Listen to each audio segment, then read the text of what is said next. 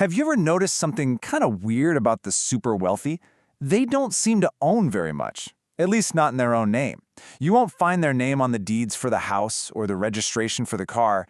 It's not that they don't have these things, it's that they've set everything up in a completely different way. So let's get into it. Let's break down why the rich seem to own nothing, and more importantly, how you can start thinking the exact same way. So let's just ask the big question right out of the gate.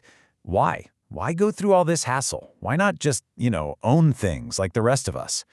Well, the answer pulls back the curtain on a huge misunderstanding most of us have about building and keeping wealth. This isn't about hiding assets, it's about protecting them. And this right here is the absolute core of the whole idea. See, most people are laser-focused on ownership. But the second you own something personally, it becomes a target. It's vulnerable, it's taxable, it can be seized. The wealthy, though, they focus on control. Because control is where the power is. It gives you protection, it gives you flexibility, and it lets you be way more strategic with everything you've built. Okay, so to really understand this shift, we've got to start with the problem. We need to look at the real dangers that come with just owning stuff in your own name, especially if you run a business. Think about it. When an asset is legally tied to you, it's all fine and dandy, until it's not. The moment you get hit with a lawsuit, or a major tax problem with HMRC, or go through a tough divorce, every one of those personal assets is on the table. We're talking about creditors, lawyers, the tax man. They don't have to ask nicely. They can just come and take what they believe is theirs.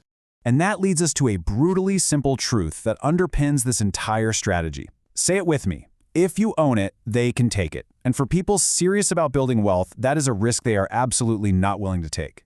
So how do they get around that massive risk? Well, they build what you can think of as a financial firewall. And that firewall is a structure you've definitely heard of, a limited company. Now, this is a crucial concept to get your head around. In the eyes of UK law, a limited company is not just a brand name. It is a completely separate legal person.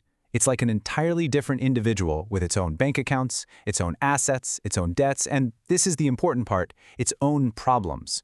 You don't own the asset anymore. You own the company that owns the asset. That separation is everything.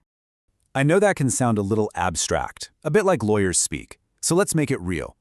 Let's imagine two people, and they both have an identical 50,000-pound car.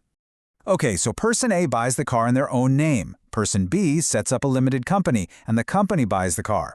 Now let's say a business deal goes sour and they both get sued. For person A, that car is a personal asset. And yeah, it can be seized to pay the debt. But person B's car? Nope, it's not theirs. It belongs to the company, that separate legal person. Same car, same value, but a totally different level of risk. That is the firewall in action. All right, so we've got the why nailed down. It's all about protection. Now for part 3, let's get into the nitty-gritty. How does this structure actually work day to day? How does it help you manage not just risk, but tax and cash flow too? So it all really comes down to 3 massive advantages. First, the risk part we just covered. If it's not in your name, it's a lot harder for someone to take it. Second, tax timing. Oh man, this is a game changer. And third is cash flow and leverage. This is like the quiet superpower of this whole setup, because it lets you reinvest money before it gets taxed, which means you can grow so much faster. And let's just clear the air on something really important. People hear this stuff and they immediately think, tax dodging. It's not. It is all about deciding when you pay the tax. Look, if you earn 100 grand as a sole trader, that's your income, and the tax bill is coming for it right now. But when that money is in a company, you are in the driver's seat. You get to decide when and how that money becomes your personal income. And that control gives you a ton of strategic options. Which, of course, brings up the most obvious question, right? If all the money and all the assets are locked up in this company, how do you actually, live? How do you pay your mortgage or buy groceries? You can't exactly swipe your company's balance sheet at the checkout. Well, there are 3 main ways you pull value out. First, you take a small, super tax-efficient salary. Often, it's just enough to make sure you're paying your national insurance contributions, so you still qualify for the state pension.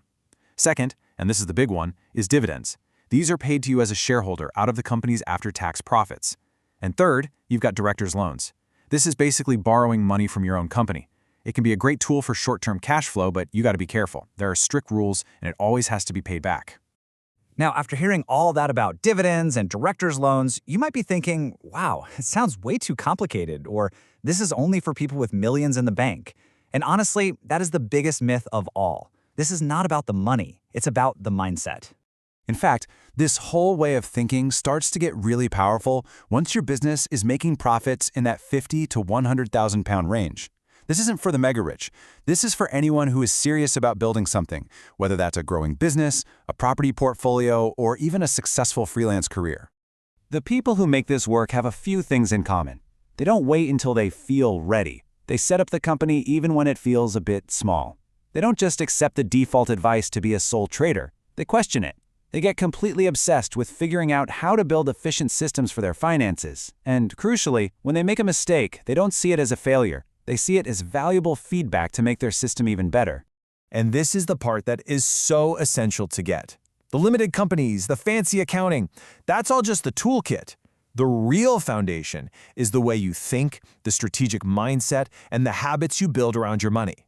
So let's wrap this all up. After everything we've talked about, what's the one single thing you should take away from all of this? It really comes down to how you see your business. On one hand, you can see it as just a bank account with a logo on it, a place where personal and business funds get mixed up, where you're always reacting to problems, basically just trading your time for money. Or you can see it as a wealth-building machine, a system that is intentionally designed to create a clear separation, to plan ahead for risk, and to build systems that earn for you. And that's the question I want to leave you with. Is what you're building just a fancier way to get paid? Or is it a machine, deliberately engineered to protect and grow your wealth? Because making that mental leap from just earning money to building a system, that's the real secret to why the rich own nothing, but end up controlling everything.